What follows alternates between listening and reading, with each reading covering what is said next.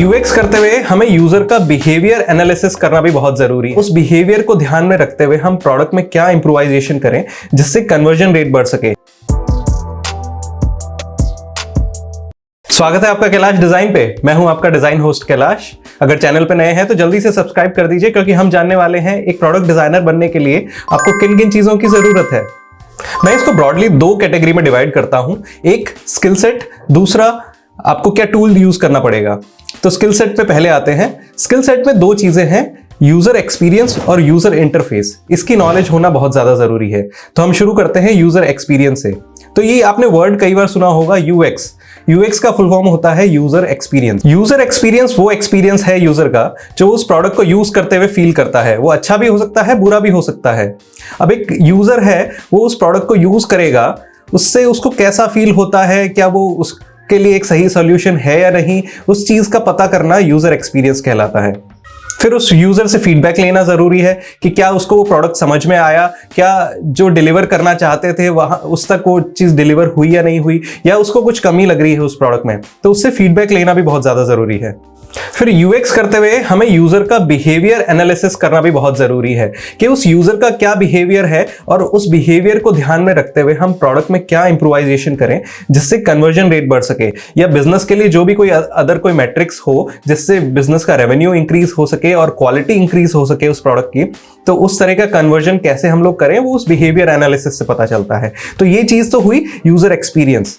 चलिए बात करते हैं यूजर इंटरफेस से। User interface purely visual elements के लिए कहा जाता है। यूजर का इंटरफेस, यूजर उस प्रोडक्ट को यूज करते हुए जो अपनी आंखों से देख रहा होगा उसको कहते हैं यूजर इंटरफेस। ये कहावत आपने सुनी होगी, जो दिखता है वो बिकता है। तो आप उस यूजर इंटरफेस को जितना यूजेबल बना सकते हो, जितना दिखने में सुंदर बना सकते हो, उतना ही ज्यादा प्रोडक्ट को सक्सेस होने में हेल्प मिलेगी।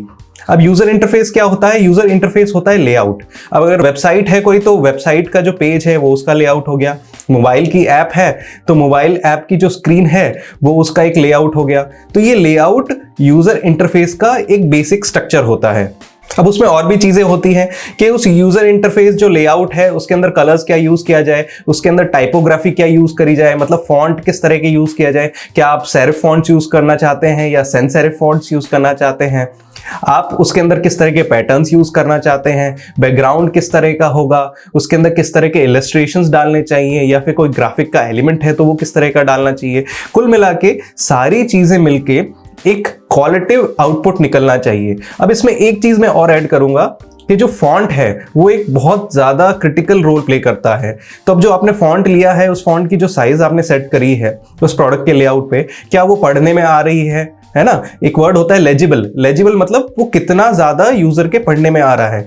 तो वो क्या पढ़ने में आ रहा है या नहीं आ रहा है, क्या आपको इंक्रीज करनी चाहिए, या फिर आपने बहुत ज्यादा बड़ी फॉन्ट यूज कर लिया जो लेआउट ही पूरा खराब लग रहा है। तो फॉन्ट की कितनी साइज सेट करें कि वो लेआउट सही लगे, ये बहुत ज्यादा जरूरी है, और ये यूजर इंटरफेस के अंदर आता है ये सारी चीजें। तो चलिए दूसरे पॉइंट पे आते हैं कि किस तरह के टूल्स आपको चाहिए। तो आपको एक डिजाइन टूल का नॉलेज होना चाहिए। अब वो डिजाइन टूल बहुत सारे हैं मार्केट में। आप एडोब का XD यूज कर सकते हो, आप स्केचएप यूज कर सकते हो, आप फिग्मा यूज कर सकते हो। कई लोग फोटोशॉप पे भी डिजाइन करते हैं तो आप फोटोशॉप यूज कर सकते हो। कोई भी टूल हो, कोई फर्क नहीं पड़ता। आप उस टूल को किस तरह से यूज करते हो और उससे किस तरह से आउटपुट प्रोड्यूस करते हो वो डिपेंड करता है। तो इस डिजाइन टूल के थ्रू आपको ये नॉलेज होनी चाहिए कि अगर आप वेबसाइट बना रहे हो तो वो वेबसाइट का पेज कैसे बनेगा, उसमें ग्रिड सिस्टम क्या काम करता है, उसमें बटन्स कैसे लगाने हैं, उसमें बैनर्स कैसे लगाने हैं, हीरो इमेज कैसे लगानी है, फुटर कैसे सेट करना है, नेविगेशन कैसे सेट करना है। उसी जगह अगर आप कोई मोबाइल ऐप बना रहे हो तो मोबाइल ऐप का लेआउट क्या होता है, क्या साइज में आपको डिजाइन करना है, टैब बार कैसी होगी, कितने टैब्स रख सकते हो, उसमें कोई एलिमेंट आपको ऐड करना है तो उस एलिमेंट का इंटरेक्शन क्या होगा। ये सारी चीजें आप उस टूल के अंदर क्रिएट कर सकते हो।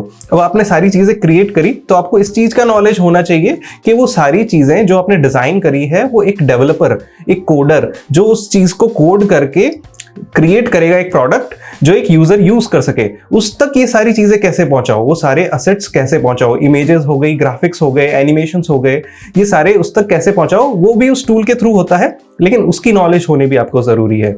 अभी बेसिक सीखने का सबसे इजी तरीका है गूगल की मटेरियल डिजाइन की वेबसाइट पे जाइए, मैं लिंक डिस्क्रिप्शन में नीचे बता दूंगा, और वहां जाके हर बेसिक से बेसिक चीजें आप सीख सकते हो कि एक टैब बार में कितने आइकन्स होने चाहिए, टैब बार का आइकन किस साइज का होना चाहिए जिससे यूजर जब टैप करे तो इजीली टैप हो जाए। बहुत बड़ा भी नहीं बनाना है, बहुत छोटा भी नहीं बनाना है, बटन किस तरह से होता है, शेडोज कैसे हम लोग प्लांट करते हैं, कैसे कलर्स यूज किया जाता है मटेरियल डिजाइन में। तो एक प्रोडक्ट डिजाइनर बनने के लिए आपको सिर्फ ये दो चीजें चाहिए, एक अच्छा स्किल सेट और एक अच्छा टूल जिसको यूज करके आप अच्छा आउटपुट प्रोड्यूस कर सको। तो आई होप इस वीडियो से आपको बहुत कुछ जानकारी मिली होगी। अगर मिली है तो जल्दी से लाइक बटन दबा दीजिए, चैनल को सब्सक्राइब नहीं किया है तो जल्दी से चैनल को सब्सक्राइब कर दीजिए। मिलता हूं आपसे अगले वीडियो में, तब तक के लिए बाय बाय।